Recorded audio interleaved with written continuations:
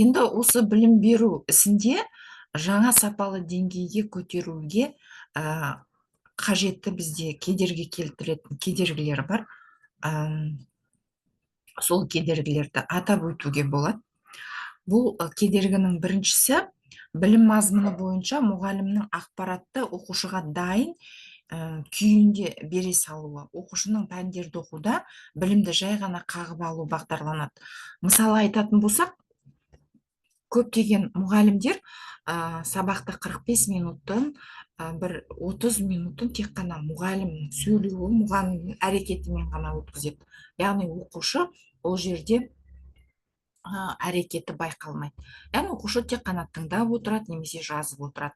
Ал бүгінгі тақырып туралы өздігінен жұмыс істеуге итермелемейді, тек қана сол мәтін бойынша өзі ғана түсіндіріп береді. Оқушы сол түсінгенін қағып алып, қайтып мұғалімге сол түсінгенін айтып бере салады. Бұл бірінші кемшілік. Ал енді екінші кемшілікке тоқтайтын болсақ, бұл жерде білім алушы мен мұғалімнің арасындағы қарым-қатынас бойынша айтуға болады. Яғни мұғалім оқушыларға объект ретінде қарауы, яғни мен сені оқытамын деп қарауы. Яғни бұл жерде мұғалім оқушыға объект ретінде емес, субъект ретінде қарау керек. Яғни білім траекториясында білім алушыны бірге алып жүру керек.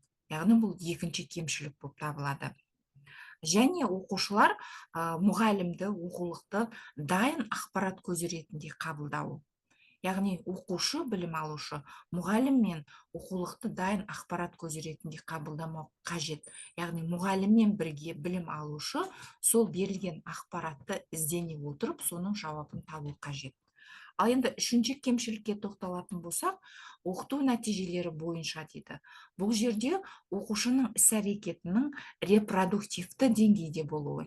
Яғни оқушы алған білімін сандық мөлшерінде бағалануы. Мысалы, мұғалім үйге параграфты беретін болса, ол параграфты толық айтып шығатын болса, 5-тік баға қоя салуы, ал оның жартысын айтатын болса, 3-тік баға қою. Ал егер нашар оқитын оқушы сол тақырыпты түсіне отырып толыққанды айтып беретін болса, салыстырмалы түрде ғана бағалауы бұл жалпы кемшілік болып табылады. Мына осы қолданыстағы жүйедегі кемшіліктерді еңсеру үшін біз көптеген бағытта жаңа сапалы деңгейге көтерілуіміз үшін әртүрлі деңгейде жұмыстар атқаруымыз қажет болып есептелінеді.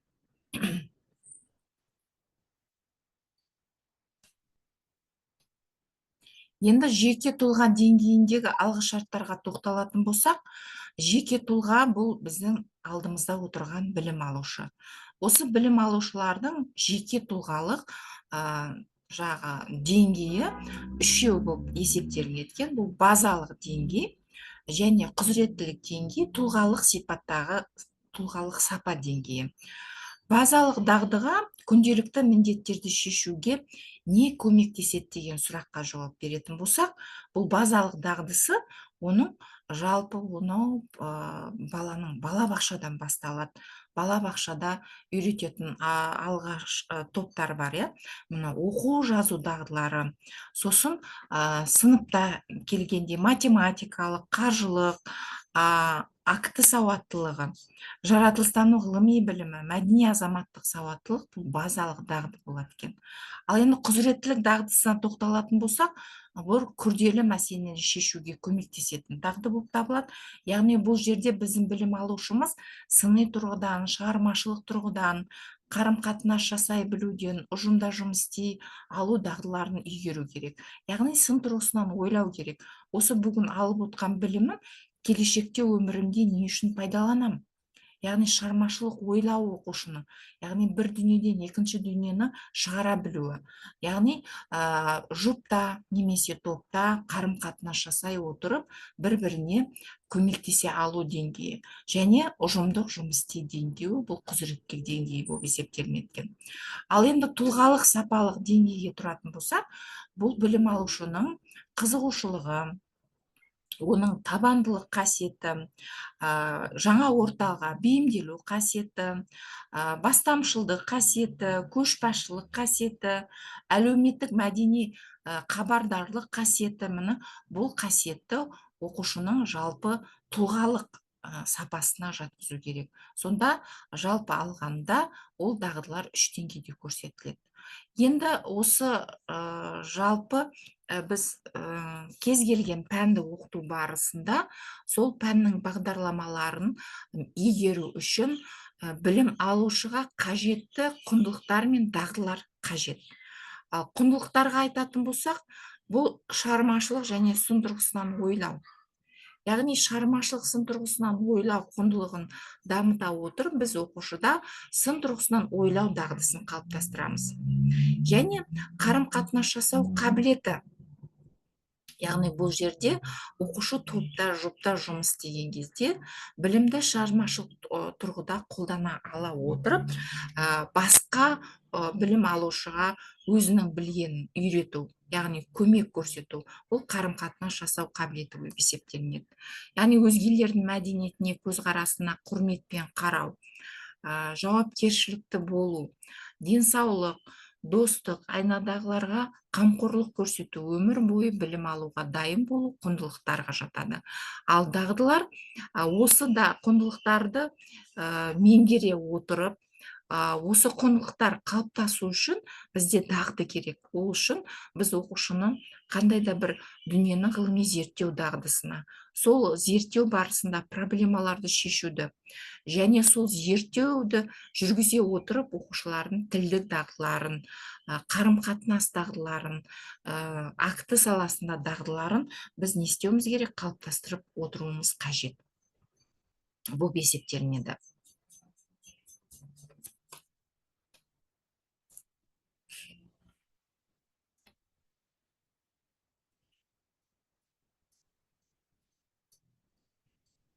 Енді осы жалпы пәндік, кез келген пәннің оқу бағдарламасын құрылысы мен мазмұнына талдау жүргізіп көрейік.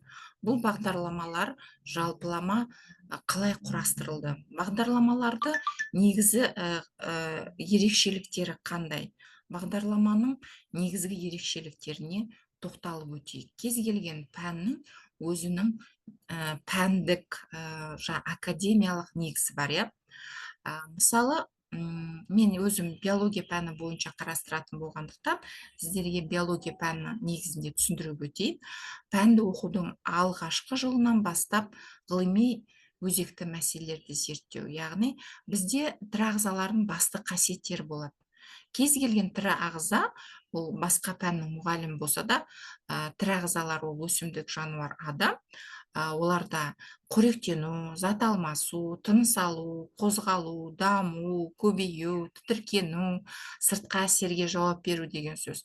Яғни, ол қасиеттердің тұқым қуалаушылығы, өзгерткіштігі, міне осы басты қасиеттер болып табылады. Бұл басты қасиет оқушы биологияны 7-ші сыныптан бастағанмен де, ол 1-ші сыныптан бастап дүниені тану, жаратылыстану пәндерін өте бастайды. Сол кезде оқушылар бұлмен таныс болады. Ал енді осының барлығы қазіргі заманауи биологиялық ғылымдардың негізінде жасушалық биология, молекулалық биология, биофизика негізінде қарастырады. Биологияның тәжірибелік тұрғыдан қолдану салдарына тоқталатын болсақ, қазіргі бағдарламаларда жоғарғы оқу орындарымен байланысты биотехнология саласы, биоинформатика саласы, қолданбалы экология саласы да әр пәннің негізінде қарастырылып отырады. Яғни, пәнаралық байланыс негізгі болып табылуы керек.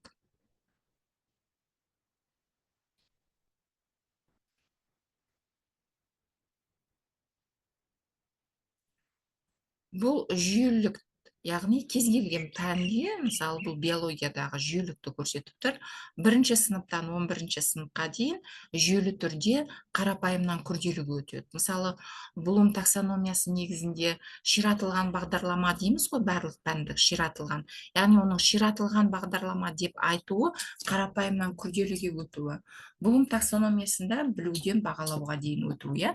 Сол сияқты кез келген пәнде 1-ші сыныптан 11-ші сыныпқа дейін оқушының білу білу керек. Мысалы, биологияны айттық жаңа, ол 7-ші сыныптан басталады, бірақ оқушылар 1-ші сыныптан 6-ші сыныпқа дейін дүниетану пәнін, жаратылыстану пәнін өткенде кез келген ағзалардың тіршілік жағдайларын зерттеуді жүргізе алады. Яғни ол жерде біз оқушының ғылыми зерттеу дағдысын қалыптастыра аламыз. Яғни өсімдіктердің тіршілік ету жағдайларын зерттеуде, тіршілік ету ортасына қарай өсімдік топтарын салыстыру дейді. Мысалы, өсімдік қайда тіршілік етеді? Суда өсетін өсімдік бар, құрлықта өсетін өсімдік бар. Өсімдік өсу үшін қарапайым сауаттылықты алатын болсақ, кез келген тірі ағза өсу үшін оған жарық керек және су қажет. Міне, оқушы сол қарапайым дағдының өзін 1-ші сыныптан алғашқы кезден бастап қалыптастырады. Яғни ол бірте-бірте қарапайымнан күрделіге өте отырып, бұл ұғымдар жүйелі түрде қалыптасады. Ал 2-ші сыныпта ол тіршілік ету ортасына қарай өсімдікті топтастыра алады. Мысалы, суда өсетін өсімдік бұл лилия, құрлықта өсетін өсімдік бұл раушан гүл. Яғни олардың әрқайсының сол өзінің өсетін тіршілік ету ортасына бейімделуі бар. Бейімделу деген ұғым қалыптаса бастайды. Ал 3-ші сыныпқа өткенде, 3-ші сыныпта енді бұл тірі ағзаларды ажырата бастайды. Адамнан басқа тірі ағза өсімдік және жануары екенін, олардың өзара байланысын зерттейді. Яғни өсімдікте де тыныс алу болады, жануарда да тыныс алу болады. Ол өсімдік пен жануардың тыныс алуындағы айырмашылықты зерттеу жүргізе бастайды. Міне, қарапайымнан күрделіге өтіп келе жатырмыз. Яғни 7-ші сыныпқа барғанда оқушыларда қоректік тізбе, қоректік желі деген болады. Яғни жануар өсімдіктер, олар мысалы орманда тіршілік ететін, суда тіршілік ететін тірі ағзалардың өзінің тізбегі болады. Яғни кім кіммен немен қоректенеді. Мысалы,